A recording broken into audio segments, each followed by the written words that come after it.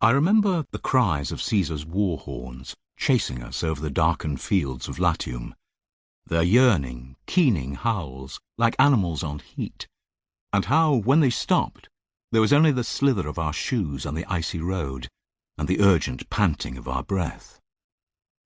It was not enough for the immortal gods that Cicero should be spat at and reviled by his fellow citizens, not enough that in the middle of the night he be driven from the hearths and altars of his family and ancestors, not enough even that, as we fled from Rome on foot, he should look back and see his house in flames. To all these torments, they deemed it necessary to add one further refinement, that he should be forced to hear his enemy's army striking camp on the field of Mars. Even though he was the oldest of our party, Cicero kept up the same fast pace as the rest of us. Not long ago he had held Caesar's life in the palm of his hand. He could have crushed it as easily as an egg. Now their fortunes led them in entirely opposite directions. While Cicero hurried south to escape his enemies, the architect of his destruction marched north to take command of both provinces of Gaul.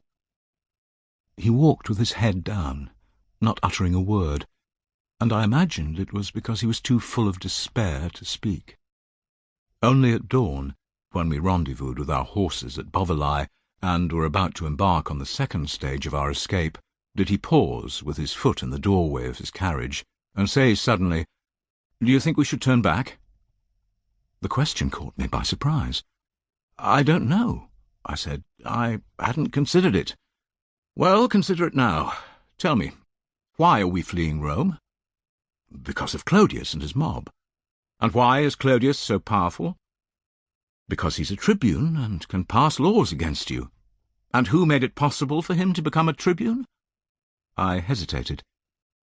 "Caesar." "Exactly. Caesar.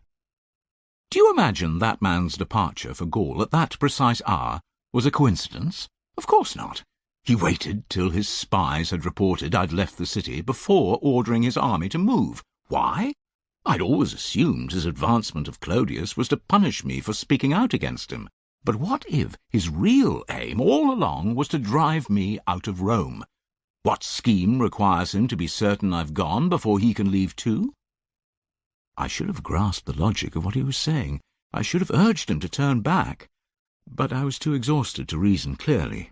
And, if I am honest, there was more to it than that. I was too afraid of what Clodius's thugs might do to us if they caught us re-entering the city. So, instead, I said, "It's a good question, and I can't pretend I have the answer, but wouldn't it look indecisive, after bidding goodbye to everyone, suddenly to reappear?